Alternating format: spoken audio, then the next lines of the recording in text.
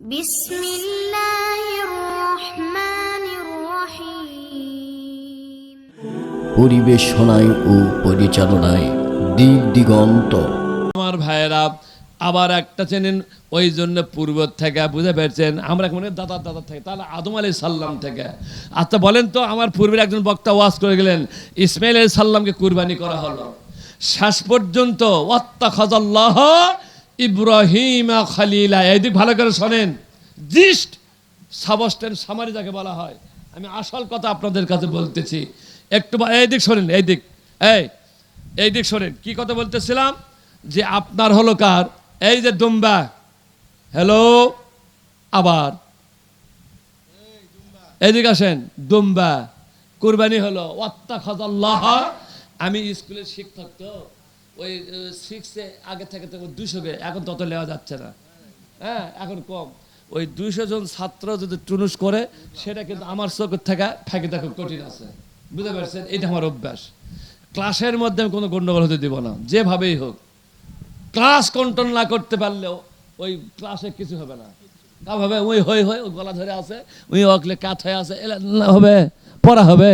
আগে ক্লাস শ্রেণীবিন্যাস আগে, কথা ঠিক কিনা? আগে ওইগুলান ঠিক, তা আমার মাহফিল আগে ঠিক। যদি 2 জন লোক আমার আওয়াজ শোনে আর আমল নেক নিয়তে এক ক্লাসের শহীদ, ওইটা আমি কামিয়াব হবো, ও কামিয়াব হবে। জোরে করে আল্লাহু আকবার।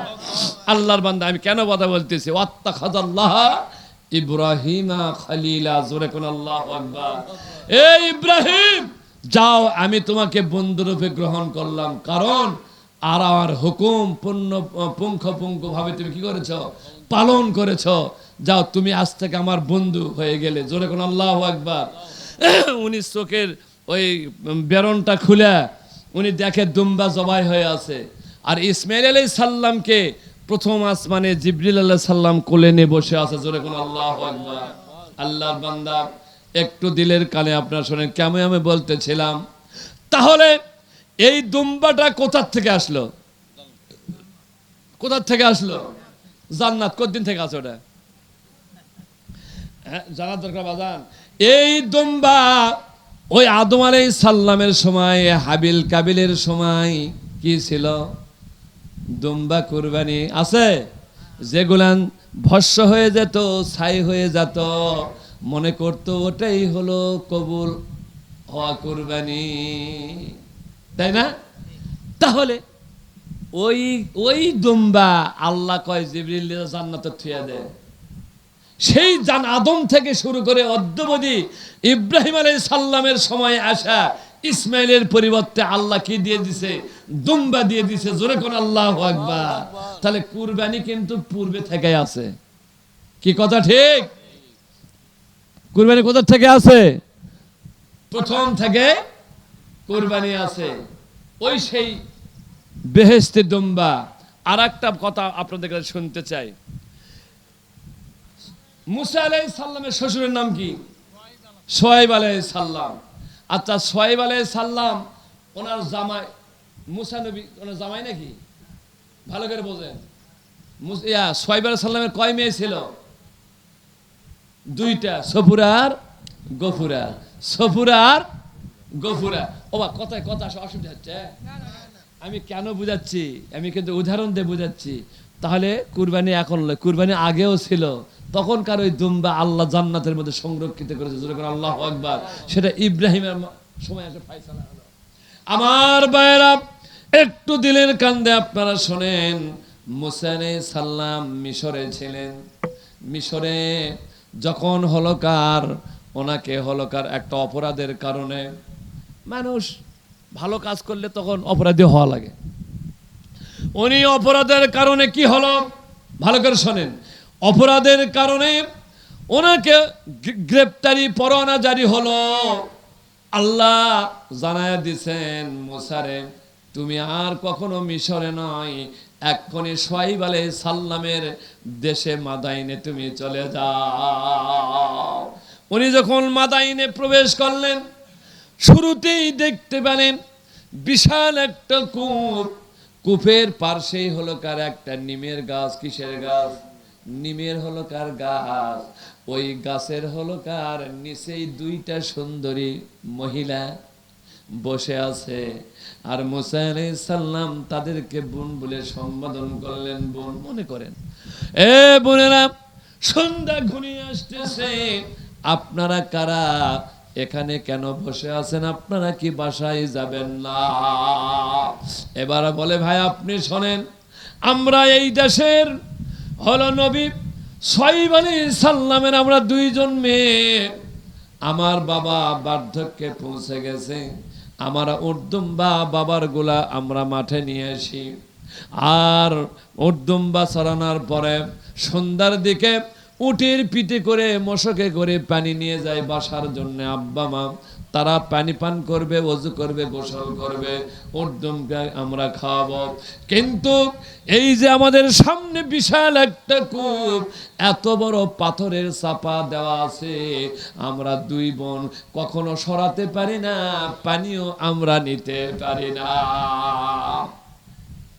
কারণ 15-20 জন রাখাল ওরা সন্ধ্যার দিকে সবাই একত্রিত হয়ে এই পাথরটা সরায়। ওরা ওদের কওমের জন্য, সম্প্রদায়ের জন্য ওরা পানি নিয়ে যখন চলে যায়, ওদের যখন নেওয়া শেষ হয়, পরেক্ষণেই কিন্তু আমাদেরকে পানি দেওয়া হয়। এই জন্য প্রত্যেক দিন আমাদের বাসায় ফিরতে বড় দেরি হয়ে যায় ভাই।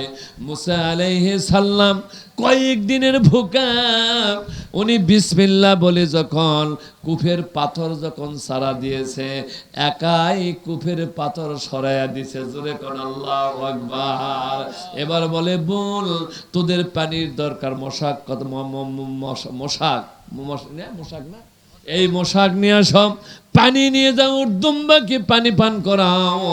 এবার যখন হলো কার উর্দুম্বাকে পানি পান করালো, এবার ওরা আস্তে আস্তে করে পানি নিয়ে যখন বাবার বাড়িতে চলে যায়, শুআয়ব নবীর বাড়িতে, শুআয়ব নবী বলতেছে, ও সফুরা গফুরা, প্রত্যেক দিন আসতে তো সন্ধ্যা পার হয়ে যায়, আর আজকে কেন সকাল সকাল তোমরা বাড়িতে আসলে মা? এবার বলে, আব্বা পানির জন্য দুই বোন অধীর হয়ে থাকি, একটা ভুকা এতই সুন্দর। জোরে কোন আল্লাহু আকবার।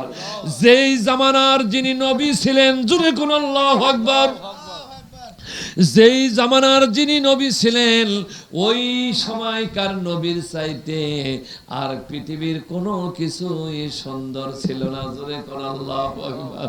মুসা নবী যিনি ৭০,০০০ বনী ইসরাইল নবীদের যিনি পয়গম্বর, জোরে কোন আল্লাহু আকবার। এবার যাই বলতেছে, আব্বা এবার হলো কার একটা ভুকা এত সুন্দর একটা যুবক আমাদের কাছে আমাদের ঘটনাগুলো শুনলেন, শোনার পরে কূপের পাথরটা উনি একাই সরালেন, আমাদের পানি দিলেন, পান করলেন, উর্দুম্বাকে পানি দিয়ে আমাদেরকে পাঠায়া দিলেন। আল্লাহু আকবার। ওই সফুরা গফুরাকে আবার হলো কার পাঠায়া দিছে, হলো কার মুসা নবীকে তার মেহমান হিসাবে বাসায় নিয়ে যাওয়ার জন্য। এরপরে শর্ট সময় তো আর নাই, এই শেষ সময় আল্লাহ রাব্বুল আলামিনের হুকুম, মুসা আলাইহিস সালামের মেঘ দিয়ে যখন আপনার শুআয়ব আলাইহিস সালামের মেঘ দিয়ে যখন আপনার মুসা নবীর বিবাহ হয়ে গেল, এমনি মুহূর্তে আল্লাহ রাব্বুল আলামিনের হুকুম, এবার বলতেছে, শুআয়ব এক্ষুনি হলো কার ফেরাউনকে দাওয়াত দেওয়ার জন্য তোমার কাছে যে লাঠি আছে, ওই লাঠি সহকারে তাকে হলো কার মাদাইন থেকে মিশরে পাঠায়া দাও। কোথায়? মিশরে। মিশরে আসার পরে ফেরাউনকে দাওয়াত দিচ্ছে কালেমার পর, কালেমা পর, বুঝতে পারছেন? সঙ্গে সঙ্গে আবার ওই ফেরাউন কি করেছে, ওনার যে হলকার জাদুকর আছে, এই একে হুকুম করলো সম্পূর্ণ জাদু নিয়ে সব তাকে আক্রমণ করা হলো। ৮০,০০০ জাদুকর, কয় হাজার? ৮০,০০০ আগুনের জাদু, বাঘের